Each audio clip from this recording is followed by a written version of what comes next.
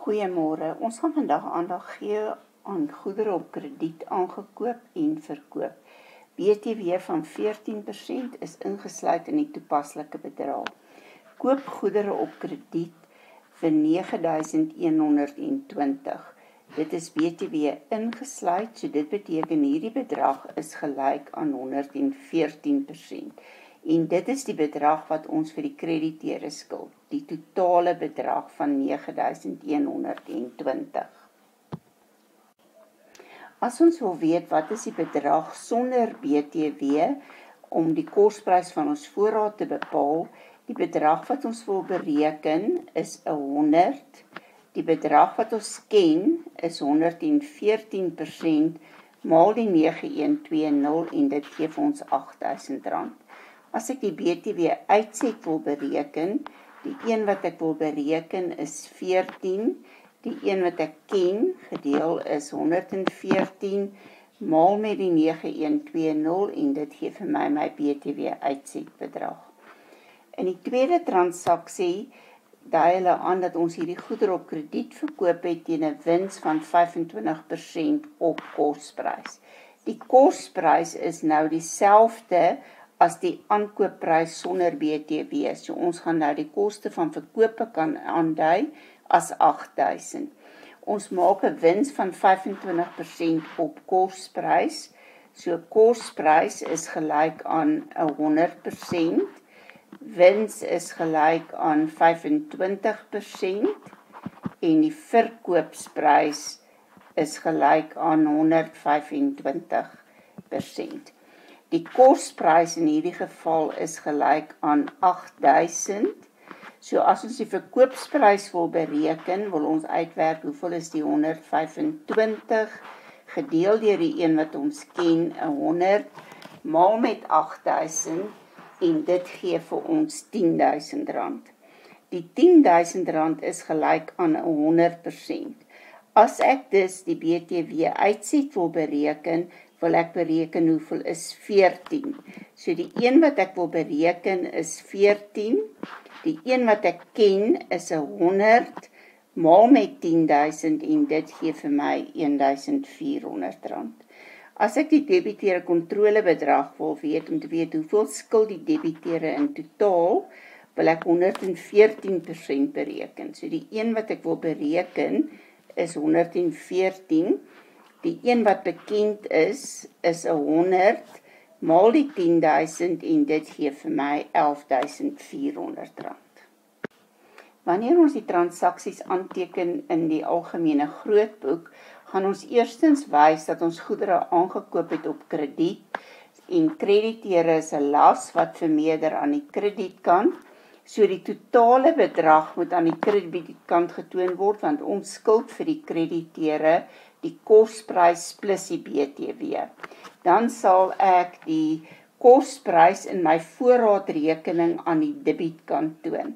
As ek nie alreeds die berekeninge gedoen het nie en ek wil dit nou vir die eerste keer doen, voorraad is 100%, so dit beteken ek wil uitwerk hoeveel is 100, gedeel deur die krediteure se bedrag is 114%, en die totale bedrag was 9.120. So die een wat ek wil hê op die een wat ek ken, maal die bedrag wat bekend is. En dit gee vir my die R8.000. Die BTW insette is 'n bate vir die besigheid, so dit vermeerder aan die debietkant en verminder aan die kredietkant. BTW inset is 'n bate want ons kan hierdie geld terugeis by die SAID. As ek hierdie bedrag wou bereken het, sou ek gesê het, die BTW inset is 14%, die een wat ek ken is 114 maal met 9120. Vir die verkope het ons die goedere verkoop teen 11.400, dit sluit in die 10.000 vir die verkope wat die inkomste vir die besigheid is, wat in verkoperekening gekrediteer sal word, en die debiteure skuld ook die R1.400 BTW uitset wat namens die SAID ingevorder is. Die koste van verkope sal die kosprys wees van die goed wat ons spesiaal aangekoop het, so voorraad word gekrediteer om voorraad te verminder en koste van verkope word gedebiteer om die uitgawe te vermeerder. Al die rekeninge is 100% rekeninge, behalwe krediteure kontrole is 'n 114% rekening, debiteure kontrole is 'n 114% rekening en bank is 'n 114% rekening. Wat het ons geleer? Wanneer goedere aangekoop word BTW ingesluit wat weer eens van die SAID teruggeëis kan word. Omdat ons dit kan terugeis, beteken dit die besigheid gaan hierdie geld terugontvang, so dit is BTW inset wat dus 'n bate is en wat gedebiteer sal word. Wanneer goedere verkoop word, word BTW namens die SAID ingevorder. Hierdie BTW moet aan die SAID oorbetaal word.